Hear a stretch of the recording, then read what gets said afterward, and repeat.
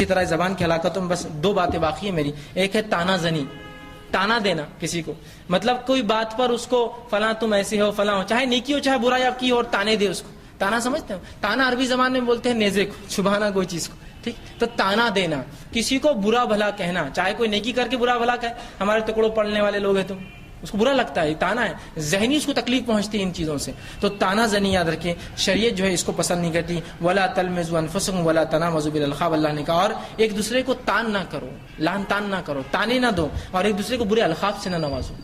تو تانا نہیں دینا چاہیے، ورنہ ہم دیکھتے ہیں عموماً عورتوں میں بہت زیادہ ہوتا ہے تانے.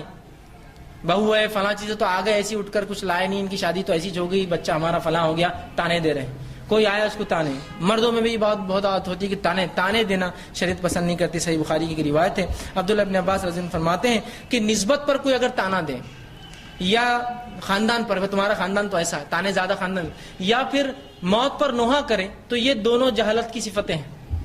جہالت کی صفت ہے کوئی نسبت پر تانا دے. اسی طرح آپ صلی اللہ علیہ وسلم صحیح بخاری کا واقعہ، ابو ذر غفاری رضی اللہ عنہ نے ایک مرتبہ اپنی لونڈی کو تانا دیا، ایک اسے اپنے غلام کو اس کی ماں پر تانا دیا. تو آپ صلی اللہ علیہ وسلم نے فرمایا کہ تم میں ابھی جہالت کی کچھ چیزیں باقی ہیں. جیسے انہوں نے یہ سنا، فوراً اس غلام کو بہرحال آزاد کر دیا. پھر تمہیں باقی اس لیے کہ تم نے اس کو ماں پر تانا دیا. ٹھیک، تو تانا دینا یہ بری بات.